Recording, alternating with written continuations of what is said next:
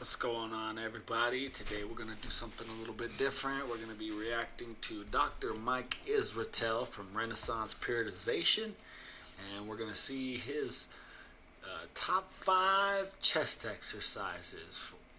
So yeah, let's go ahead and get on into it.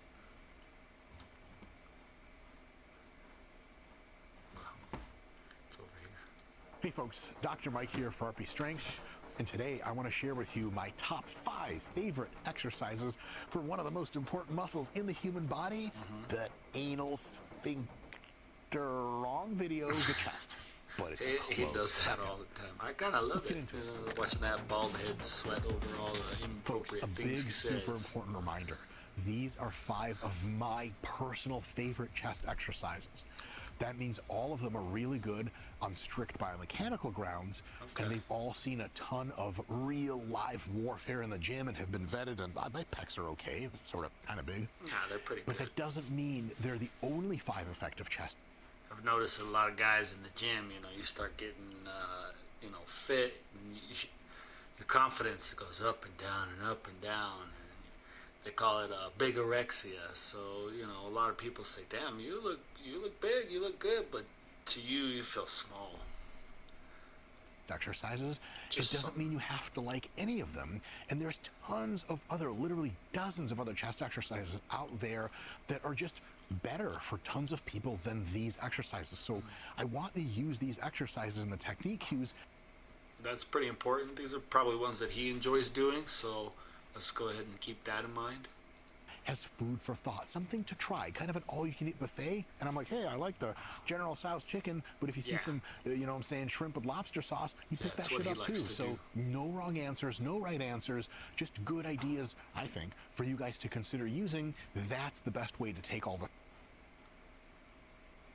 Yeah, that's kind of the way he's explaining it. No one chest exercise is better for anybody over another. Stuff in. This isn't like any of the exercises that didn't make the list. That doesn't necessarily mean they're dog tier. Is that a tier? Anyway, aren't dogs fun? Yeah, they are. Dogs are Let's great. go do more chest stuff. Just little doggies. Alright, he's got dumbbell flies. The first exercise, and it doesn't mean it's the best, this is not a tiered list, that I want you guys to consider in your chest training that's super effective. I really do like flies, but I use the machine for the fly, and lately I've been doing the where I'll kind of sit up, not on the seat, and then angle my arms down to get that under boob a little bit better. So is the dumbbell fly. It's simple, it doesn't require a lot of equipment, and it's technically not a super crazy exercise to execute. I've got Max, the editor boy here. He is the head editor for all the exercise scientist video you guys see, so that's all his jokes. He actually scripts it out for me. As a matter of fact, that's not even my real voice. As a matter of fact, I'm AI generated. But it's a good AI, isn't it? I look real. Let's get Max to try some dumbbell flies and see how the situation works. So you can do these on an incline. I typically do them flat. A couple of cues. The first thing he's going to do is lie down on the bench, and then I'm just going to stare at his bulge. And then I'm going to remember we're making a video. I'll stop doing that and cue him for these exercises. So he's a super bright kid. He's a competitive bodybuilder. He already knows all this stuff, so he's one step ahead. What he has done is he has taken his shoulder blades and lowered them. That pushes his chest out. He's also... That is important. Keep your chest out. You want the chest to be doing the exercise, not the back muscles back here to do the exercise. You want the chest muscle to do the exercise and squeeze, and if you kind of just do that on your own, you'll notice the difference just without weights. Arched his lower back just a tiny little bit. That lets your pecs get exposed to the tension, hides your shoulder joints a little bit. This will make the exercise on average a little bit more effective for chest hypertrophy, and a little bit less annoying for your shoulders. His elbows are going to be not locked out, but just shy of lockout. You can even do flies considerably shy of lockout. Just damn, check out this dude's lats over here. Look at this. I mean, that guy's got some pretty good lats. I want to get there someday, Dr. Mike. Yeah. Oh, yeah. Kind of starts turning into a press at that point. So I'd say, 15 degrees on each arm from lockout is really good. It'll be nice and comfy. And then what he's going to do is, keeping the same exact elbow angle, he is going to push his chest up lockout as he sinks the dumbbell slowly and gently to as deep of a stretch that he is comfortable with, but he still feels strong in his pecs. If you don't go super low and get a deep stretch right here through the chest, he's got his back arch kind of like when you do a bench press there, so that's kind of interesting to see. I might try this out and see what it does for me. You can go lower. He's going to pause here. Comedically, we could just have him do this for the next half hour, but in real life, a 1 or 2 second pause and then all the way back up. So he's going to come down a little bit slow, maybe a little faster than that, and then he's going to pause for 1 or 2 seconds, and you're going to come back up. You're not exploding out of that movement. It's a lot of tension in a very exposed position, so you're going to come down kind of like at this rate, 1 or 2 seconds of deep stretch, and then come back up. That's how you do the exercise. Give us a couple more reps for demo. Very good. Big chest, sink, and then up, and then one more. I feel like maybe with this exercise here, you might not get such a good squeeze there at the top. Maybe you will, but it feels like all the weight is no longer getting the exercise in. So that's kind of why I like the actual fly machine, because it gives you all the way through that whole motion where you have tension on that muscle all the way through the stretch and then back all the way through the contraction. So I'm gonna try this out. I'll let you guys know if I like it or not, if I feel like it's doing a good job for me there at the top. Big chest, sink, and then up. Perfect. You can go ahead and rack. A couple of kind of questions here that we get every now and again is, where should my arm angle be? Am I flying back here or am I flying down here? The answer is kind of whatever feels best for your pecs. You feel the most tension and burn in them, and doesn't feel weird on your shoulders or elbows. Right. For most people, it's going to be a little bit below that parallel position right here. Some people like to go nice and high. Some people feel better down here. No wrong answers.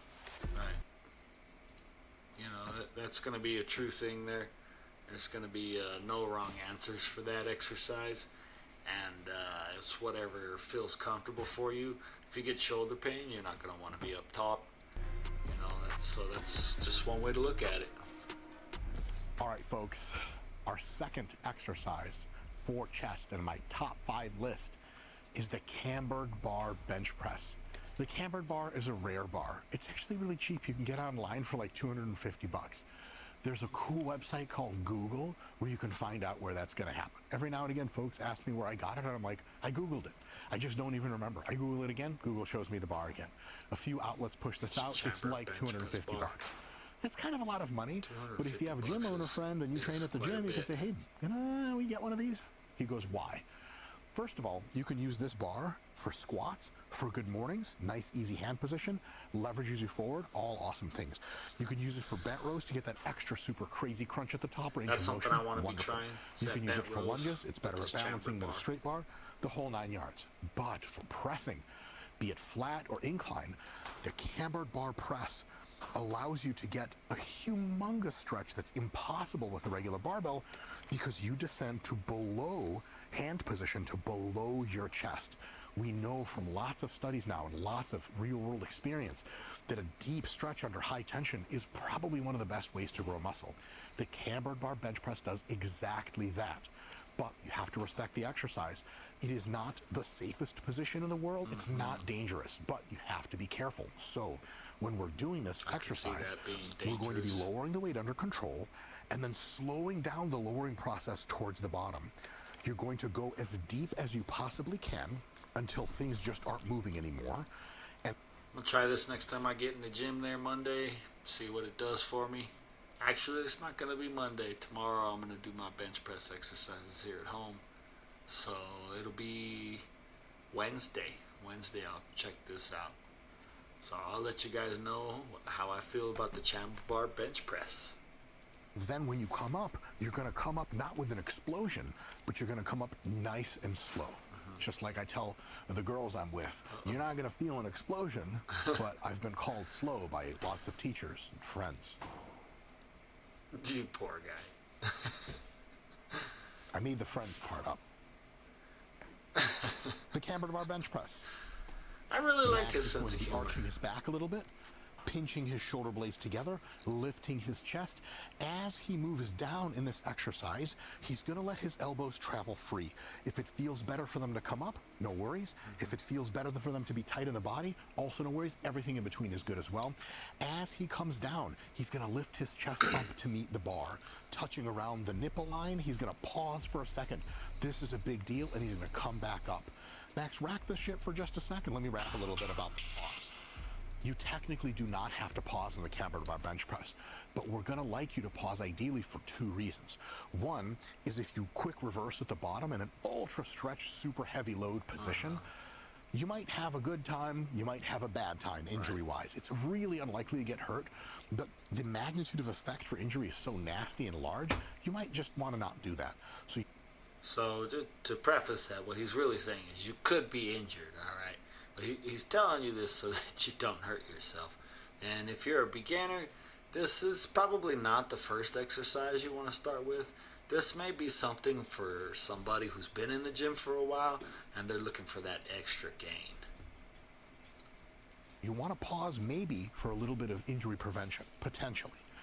The other good reason to pause, now that we have one reason, we layer another one on top, and that reason is muscles, when they are contracting at a lengthened, stretched position, trigger more muscle growth for themselves than if they're contracting really hard in a more shortened position. When we're down there, we can hold the bar at chest level, not sinking it in, so you're still contracting fully, isometrically at the bottom for an extra second. That's one more second of that contraction in a deeply stretched position. That's just more free growth. So if we're getting more growth and we're getting less injury probability, shit, man. That's like one of my garage sales. You never know what you're going to get, but it's probably all covered in... I'll cut that one off. All right. Well, you can fill that one in. I'm not buying nothing at your garage sale there, Dr. Mike. Couple more reps here. Good. Controlled motion. Nice touch. And then up.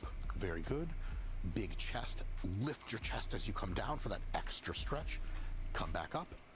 I would have liked to see this guy do it with a little more weight to kind of see what it looks like, you know, when it's actually weighted, and see, you know, what the process Dr. Mike might be thinking about for the failure rate of muscles and pushing things to failure. So maybe in another video he'll do that. Maybe we'll go ahead and explore that, because he does talk about pushing things to failure and past failure too. So. And if he was less flexible, maybe, stop right there, he could only get it to there. No problem. There's not some kind of magical mystery thing that happens all the way down. Max, can you do a thing where you come down almost all the way and then just tilt your shoulders forward? Some people will do that just to get to the bottom. First of all, it's not so kind to the shoulders. Second of all, your chest isn't even pre-stretched anymore. You're just doing the exercise for vibes. Yeah. It doesn't matter if you go all the way down or not. What matters is you challenge your muscles through that crazy deep psychotic stretch. If that means you go all the way down, great. If it doesn't, no big deal. Right. Go ahead and rack. Right, that's the important thing about that. When I do the incline dumbbell press, that's really what I'm looking for, is getting those arms back as far as possible so that the chest is just stretched out, and then we are pushing right back up. So there is some truth to that. You need to get that stretch in. So if you're resting this bar on yourself like that, it's not doing anything for you anymore. Beautiful. All right, that was fun. On to the next. All right. See, this is one I don't really do the barbell bench press. Exercise number 3 in my favorite dumbbell bench press. Incline barbell press. I've done this with a close grip. I've done it with a medium grip. I've done it with a wide grip. All are super awesome. The wide grip will hit a bit more chest. The medium grip kind of hits everything. The close grip hits a little bit more triceps. No wrong answers. The incline barbell press also can be done at a variety of inclines. If you have the setup in a commercial gym where it's just one incline, that's good enough. If you have a bench and a rack like we have, you could do low incline, medium incline, high incline. No wrong answers. The technique here is pretty straightforward. You're going to bring... I have found for myself that a pretty good 45-degree angle does really well for me on the chest exercises for the incline press. That's just kind of my own preference. I feel like if I go lower than that 45, I'm kind of like on a flat, and I'm not really getting that upper pec too well.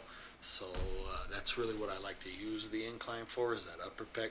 I feel like if I go above that, now I'm getting more of this shoulder exercise, and I don't really like that too much because I do other exercises for my shoulders. So that's just kind of an aside from my own opinion. The barbell out, and then as you come down with the barbell, you're going to try to touch right around your clavicles. You can touch a little bit higher on your chest if the clavicle touching is a little bit discomforting for your shoulders. No wrong answer here, just touch where it's comfy. I wouldn't say touch below the nipple line in most cases. Sometimes that makes it easier, sometimes it makes it more awkward, but it misses an opportunity to really stretch the chest out by touching a little bit higher. So I'd say touch as high as you're comfortable with. Gentle touch, pause for a second, then come back up on almost every single repetition. As far as elbow position goes, whatever feels natural is a really, really good idea. Let's take a look at Max, guide him through some of the training here, and see if we can get some more pointers going. All right, let's get it going. That Max is doing something we do on all chest exercises. His chest is up, his back is arched, his shoulder blades are pinched backward to elevate that chest. He's going to come down under control, normal speed like you would do in training, Max. Very good. Gentle pause at the top and all the way up. And again, gentle pause at the top and all the way up. Your own body proportions will dictate if you're a person that presses straight up, or if you're a person that presses up and back. Give us an up and back look really quick, Max. So up and back, just like that. Some people will feel super stable and really good in that up and back position, some straight on. No right answers here. Whatever feels good for you, give that a shot. Yeah, he's right about that. You know, like I was saying, I probably would be the straight up and out. That one feels best for me. Like I said, whenever I do up, it's really more of a shoulder exercise for me. It may be that way for a lot of people. He's talking about body proportions, so you know, I don't really know what it's like for other people. So listen to Dr. Mike here, and if it feels better for you, and you're still getting a lot of that chest, and you're not feeling a whole lot of burn in the shoulders, do up and back. That's perfectly fine.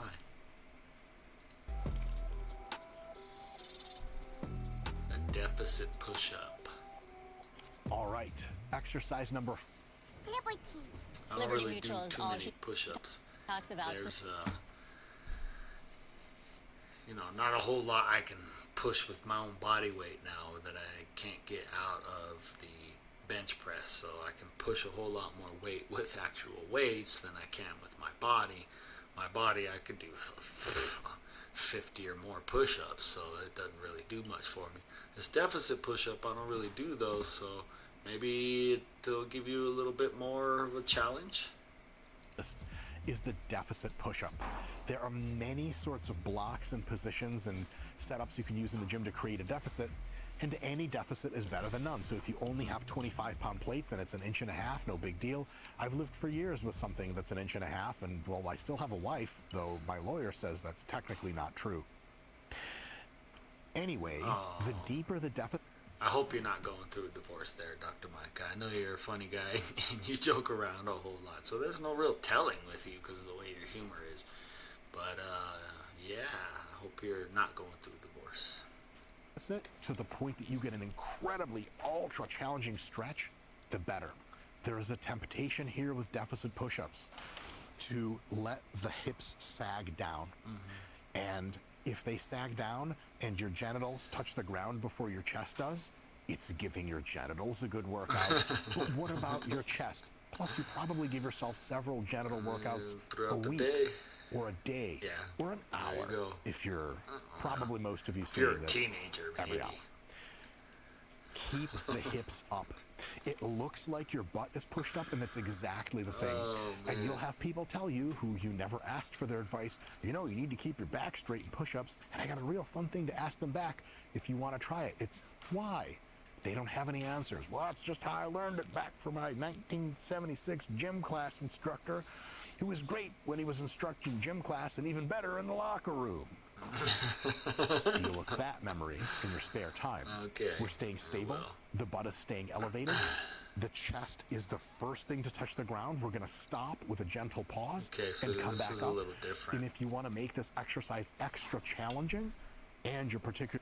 He is right about that, though. They always tell you to keep your back straight with your push-ups so that, everything's coming in one motion, and you're doing kind of like a lever action with your push-up so that your back stays straight. You don't want your back bent.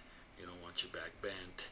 And you're doing this lever action, but seeing as how you're doing a deficit now, he doesn't want your legs or your crotch to hit the floor before you get that full stretch. So that would make sense to do it differently. Really strong, don't go all the way to lockout every single time. Go 2/3 of the way to lockout and then come back down. Down slow, up fast, every single time. All right. So Max, you're going to want to look forward because otherwise you're going to get to make out with the ground. And I noticed that looking forward also postures the chest up, putting it in a little bit of a better position. Notice his butt is up. Hey man, you're supposed to do that with a flat back. Don't you know that? In any case, go ahead and start doing these push-ups for us. Nice slow descent, touching the chest to the ground and coming all the way up, and a nice slow descent, looking forward the entire time. This is excellent. Pause for a second. I got something to talk about. A question you might get is, where am I like lowering myself down to? Hold on. Come here, kitty. What you doing back there? Huh? What you doing back there, Nobi? You say, I don't like it when you pick me up like this. Well, I don't like it when you're back there with my cords, because I never know if you're going to chop, chop, chop, chop through it. So, hi, and bye. Go on, kitty. Yep, that made her mad. And there she is, scratchy, scratchy, scratching. She does not like to be picked up. Try a lower down when you go real far forward, and try one when you go real far back. Give that a shot. So Max Let's look at this variation. could use this kind of creativity to interpret the exercises. See how much farther he's coming? His hands are way behind his shoulders. Right. Okay, come back up. And then the other one is basically the opposite, where you come in and your hands are a little bit forward of your shoulders. Very good. And then do the normal method that you've been doing this entire time. Perfect. And all the way up and rack. Very good. Guys. Yeah, so I could see that where his butt was a little bit further back. It looked like he might have been getting some more chest stretch out of that whole thing. So that's kind of interesting there. That one would probably be the way that I would do it. The correct answer to this is they're all three correct, just slightly different variations. And as far as the hand positioning is concerned, you can go closer, you can go wider, you can flare your elbows out, you can tuck your elbows in, and everything in between. As long as you're getting a good yoga stretch, blocks. as long as you're getting a lot of tension, a nice burn, an awesome pump after each set, and your joints feel great, there are like 16 different mini variations in here that you can use. And then you can do one of these different variations every few months in your training. Get really strong at one, switch. Just gotta pause right here, right now, because his legs are jacked. You look like a little pit bull there, Mr. Dr. Mike. You're just jacked. Switch out, get really strong, switch out, and at the end of the day, you're still not going to have anyone to call a friend, but you'll have a big chest, so the friends are incoming real soon.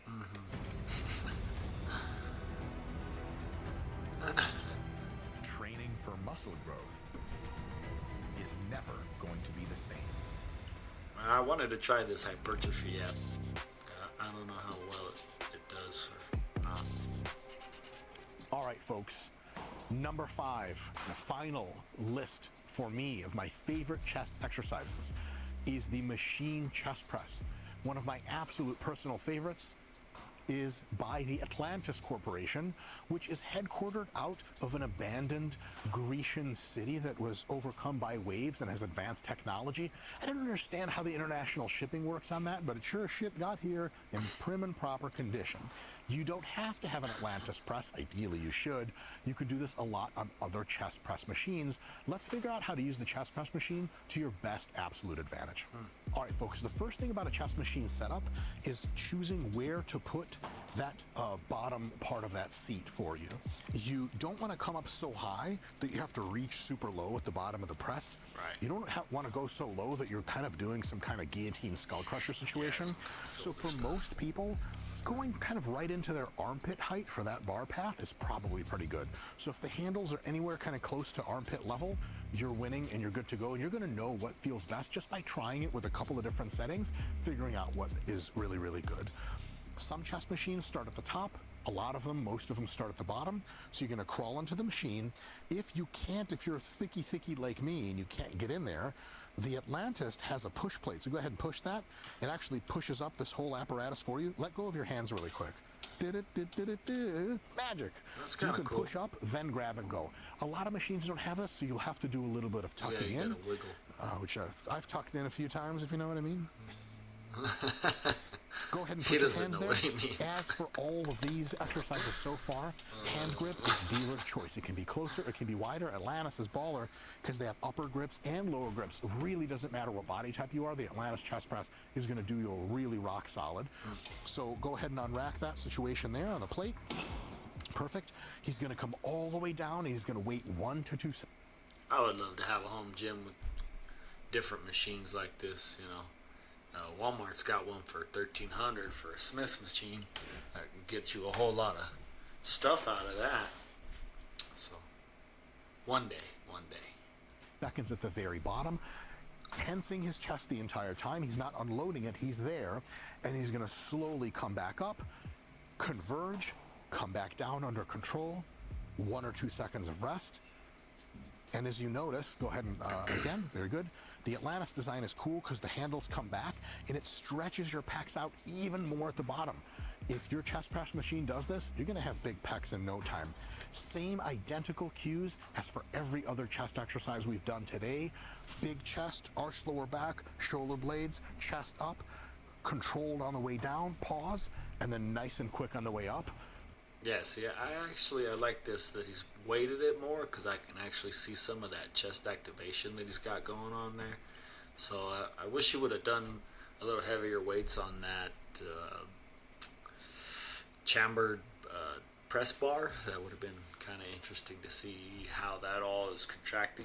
Because you're just using the bar weight, it's not going to do anything for anybody that's in moderate to good shape. So that would have been nice a little earlier, but you know. This is the path I'll to do it mega myself. games through machines. You guys thought Terminator was going to come kill us all in the future? Bullshit. Instead, we get exercise machines so we can have more sex with people at the club. Is that where people meet to have sex with each other? Yeah, we wouldn't know. Yeah, nope, wouldn't know. Me neither, Dr. Mike. Don't feel bad. Look how uncomfortable he's making his partner over here. I think it's hilarious.